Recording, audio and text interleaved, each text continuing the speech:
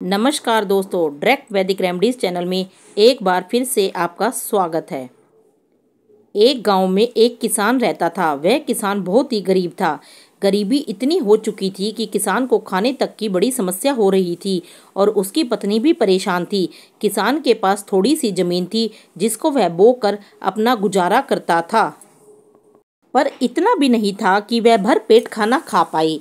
एक दिन जब किसान अपने खेत में से काम करके लौट रहा था तो वह एक ऐसे रास्ते पर से निकला जहां पर बहुत सारे पेड़ थे।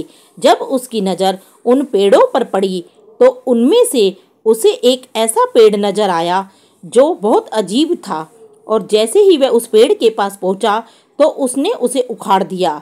उखाड़ कर वह क्या देखता है कि एक मटका उसे नजर आया, और जैसे ही उसने वह मटका खोला तो उसमें बहुत सारे सोने के सिक्के थे। किसान सोने के सिक्के देखकर खुश हो गया और उन्हें अपने साथ ले जाकर अपनी पत्नी को दिखाए और कहा कि यह मुझे उस रास्ते पर मिले जहां पर एक अजीब सा पेड़ था। उसकी पत्नी ने यह बात अपने पड़ोसी की पत्नी से कही और उसकी पत्नी ने अपने पति से कही, और उसने कहा कि तुम भी जाओ, वहां पर बहुत सारे सोने के सिक्के हैं, उस पेड़ के पास तुम भी ले आओ। जैसे ही उसका पड़ोसी उन सिक्कों को लेने के लिए उसके पेड़ के पास पहुंचा तो देखा वहां पर और भी मटका था, बट जैसे ही उसने मटकियां खोली तो उसमें बहुत सारे सांप थे। पड़ोसी अब डर गया कि यह तो मुझे मारने की साजिश है, और वह सारी मटकियों को ले जाकर उसने अपने पड़ोसी के घर में छोड़ दिए। यह मुझे मारना चाहता था कि सांप इसे काट ले।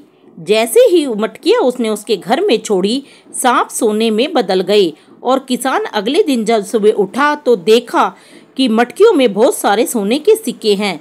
किसान ने कहा कि यह देखो, हमें और बहुत सारे सिक्के भगवान ने दिए हैं। वह जब भी भगवान देता है सबका भला कर देता है। इसलिए दोस्तों, हमें अच्छे ही काम करने चाहिए।